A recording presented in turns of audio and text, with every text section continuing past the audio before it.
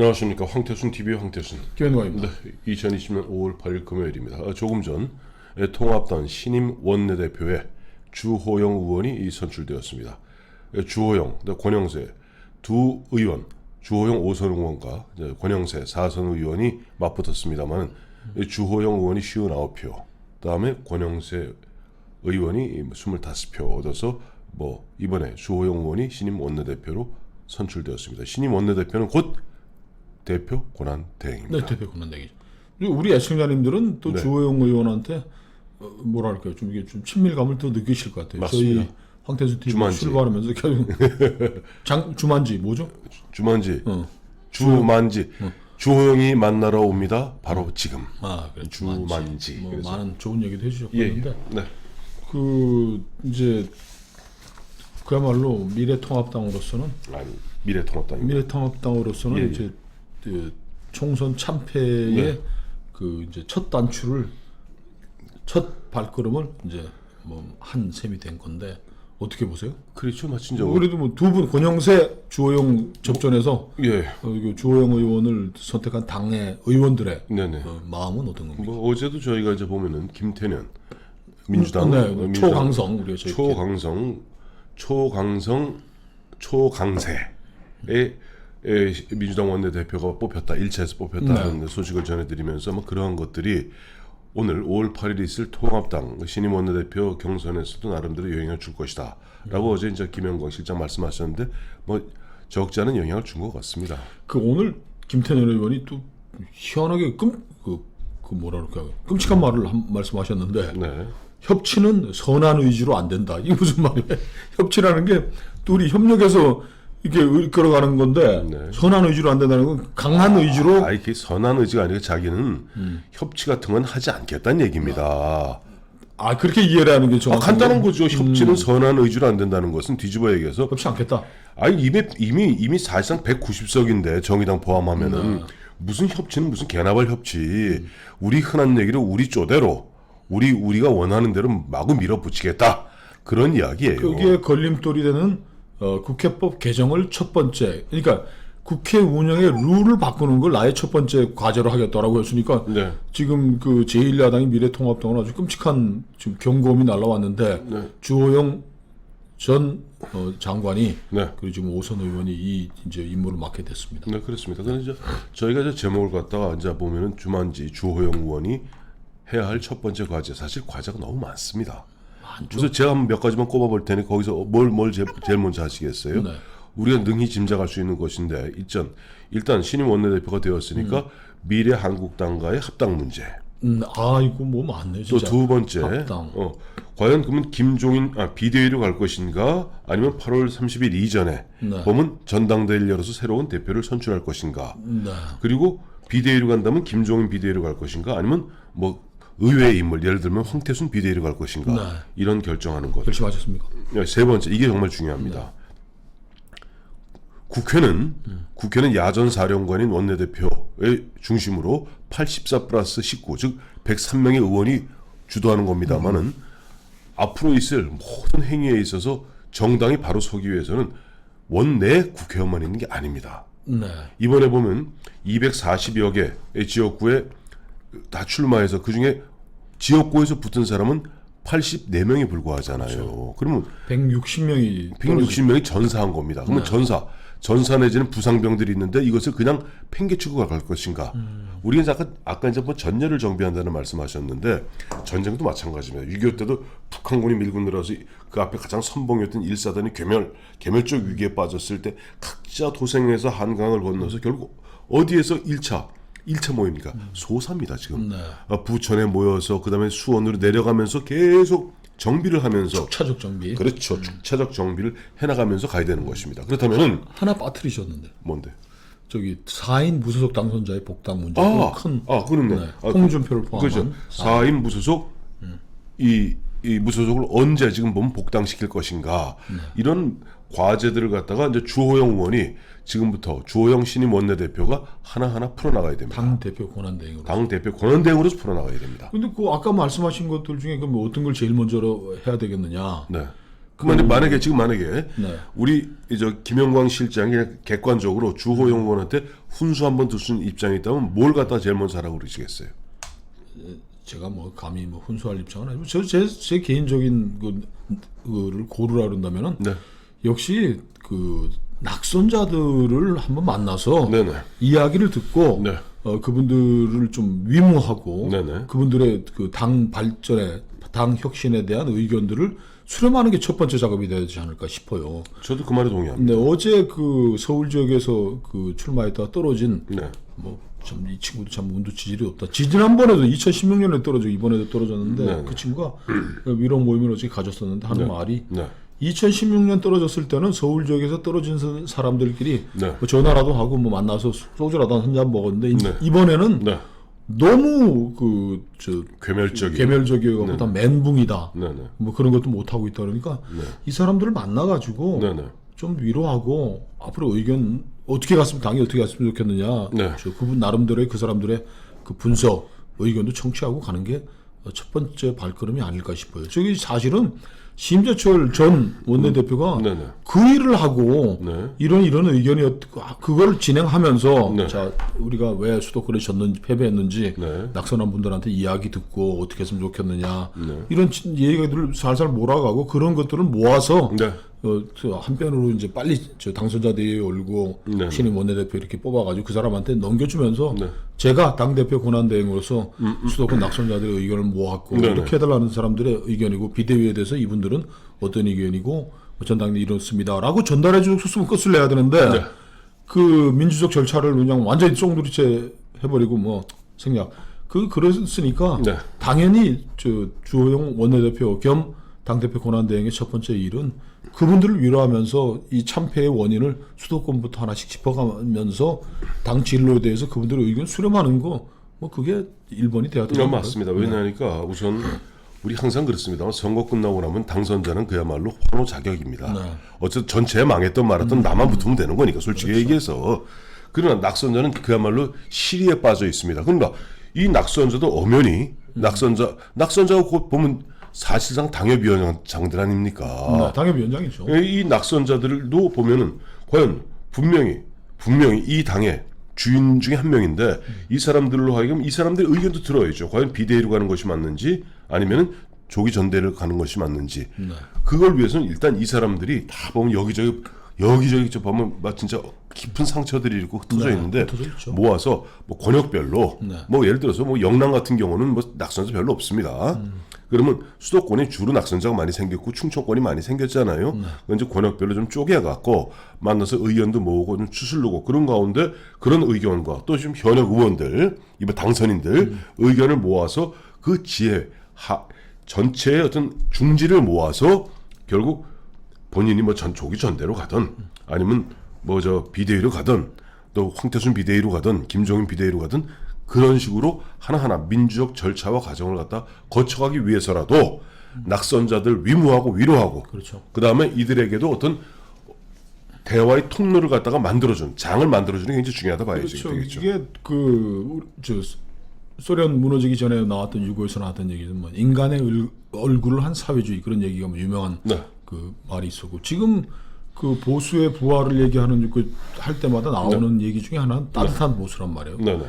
그 국민의 아픔, 일하는 노동자들의 아픔에 대해서 과연 따뜻한 마음으로 다가갈 수 있는 정당이었느냐는 얘기를 하는데 그거는 그 당 내부에서 출발해야 된다. 네. 과연 그 당이 따뜻한 마음으로 옆에서 쓰러진 총맞고 전선에 쓰러진 전우에 대해서 따뜻한 마음을 가지고 부축해 안고 네. 같이 가는 그런 모습을 보이는 데서 따뜻한 보수가 출발하는 거지. 멀리 뭐 따뜻한 보수하겠다고 구호하지 말고 어제 그런 얘기 어저께 저희 뭐 또 그 친구 지구당 위원장 2번 떨어진 친구 얘기하면서 그 당분의 당에서 국회의원 한 여러분도 있었는데 그분도 어떤 한 분은 뼈 아픈 얘기를 하는 게 그 얘기를 하시더라고. 그 전교조 명단 공개를 8명인가 했어요. 아이고, 옛날 얘기죠. 그러네요.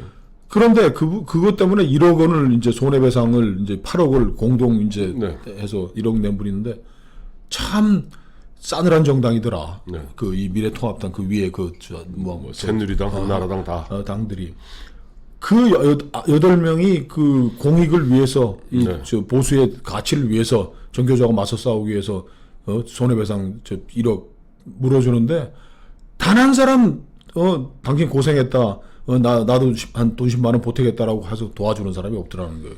그래서 이 보수의 계멸이라는 게 이렇게 역사가 뿌리가 깊은 것이다.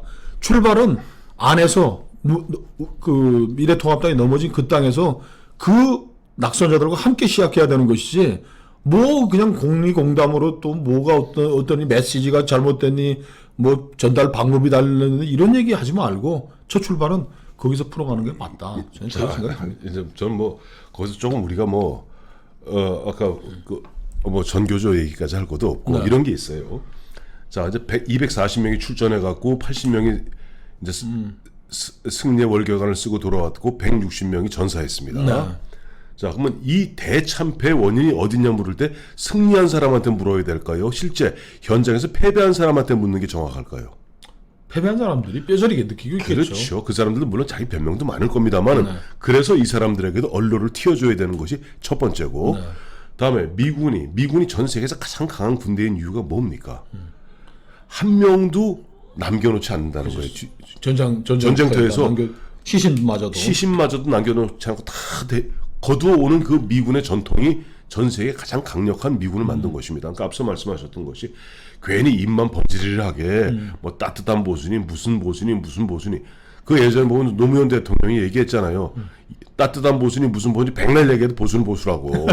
네, 마찬가지로 그런 공리공단에 빠지지 마시고 잘 보세요. 쭉 딱 보니까 네 가지에다가 플러스 알파네. 그러니까 이제 뭐 미래한국당과의 합당 문제, 다음에 비대위로 갈 것인지 전대를 열 것인지의 결정 문제, 그 다음에 4명의 지금 무소속 당선자를 갖다가 복당시키는 문제.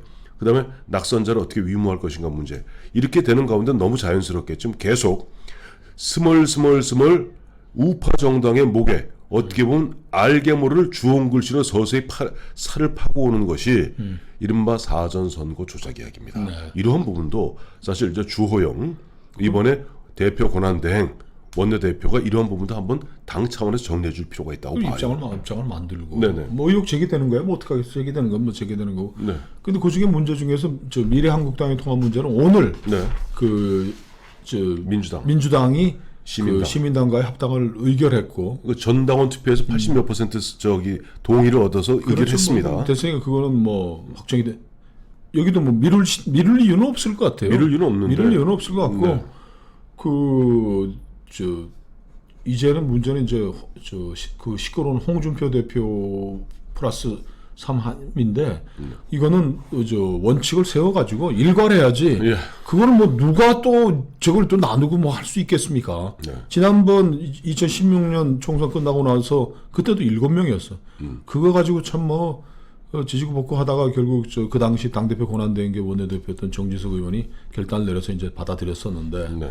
이번에도 그런 걸 해야 되겠지만 참 걱정이 참 앞섭니다. 네, 그래요. 근데 뭐 좀 걱정할 것도 없다고 봐요. 이제 보면 많은 사람들이 솔직히 말해서 많은 사람들이 홍준표 전 대표 하도 보면 따발총을 갖다 여기저기 쏴대니까 홍준표 대표가 또 당에 다시 들어오면은 분란이 일어나지 않겠는가? 저는 그렇게 분란이 일으킬 거라 보지는 않습니다. 그리고 또 자정 능력이 있겠죠. 그리고 그 안에 구성원들. 아예 홍준표 의원이 가서 따발총을 쏘기에는 또 주호영 의원 대표 권한 대행 만만치 않고 그렇다고 솔직히 말해서 홍준표 전 대표가 본인은 2022년 대선이라고 그랬는데 뭐 비대위로 가든 뭐 어딥니까 저 전당대회 가든 올 9월 달부터 저 선출직 당직 맡는 사람은 대선 후보에 못 나가는데 네. 대표 나오겠습니까? 그런 일은 없을 테니까 이런 문제도 그렇게 보면 적절한 시점에 일괄 정리하는 것이 저는 맞다고 봐요. 저는 이제 이제 미래통합당이 뭐 개멸적으로 패배를 하니까 네네. 뭐 입 달린 사람마다 한 마디씩 이제 척척 갖다 붙이면서 네. 뺨따구를 때리고 있는데 저는 이거를 돌파할 수 있는 정말 뭐 기상천외한 해법은 이 세상에 존재하지 않는다. 네, 네. 그거는 이 민주정당인 이 미래통합당이 주호영 원내대표, 당대표 권한대행을 앞세워서 이 문제를 하나씩 민주적 절차에 따라서 그 총의를 얻어내면서 해결해 나가는 그 과정에서 네. 새로운 리더십도 생기는 것이고 맞습니다.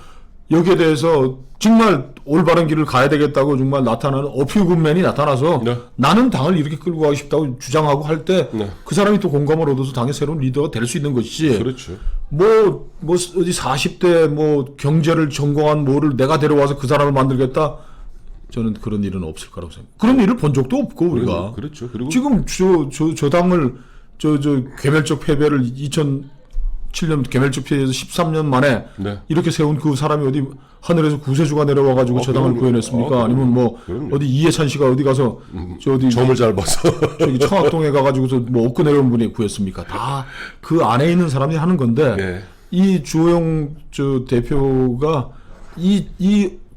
주어진 과제를 하나하나 민주적으로 해결하는 그 과정에서 새로운 아이디어가 나올 것이고 그럼요. 새로운 대단히 용기 있는 사람도 나타날 것이고 네. 거기에서 뭐 이제 실마리를 찾아가는 것이지 저는 뭐 하늘에서 뭐 천사가 나타나서 갑자기 미래통합당을 뭐 해주고 그런 건 그런 건 없다고 보고 지금 이제 벌써 이제 뭐 우리 애청자 여러분들 요즘 보면 각종 이제 뉴스를 통해서 보시겠습니다만은 요즘 두보 한 모에 보면은 4,500원 한다는 이야기가 네. 좀 파다하지 않습니까? 이게 뭐냐니까 재난지원금으로 지급된 부분에 대해서 이제 이제 뭐 여러 가지 잡음들이 터지기 시작하는 거예요.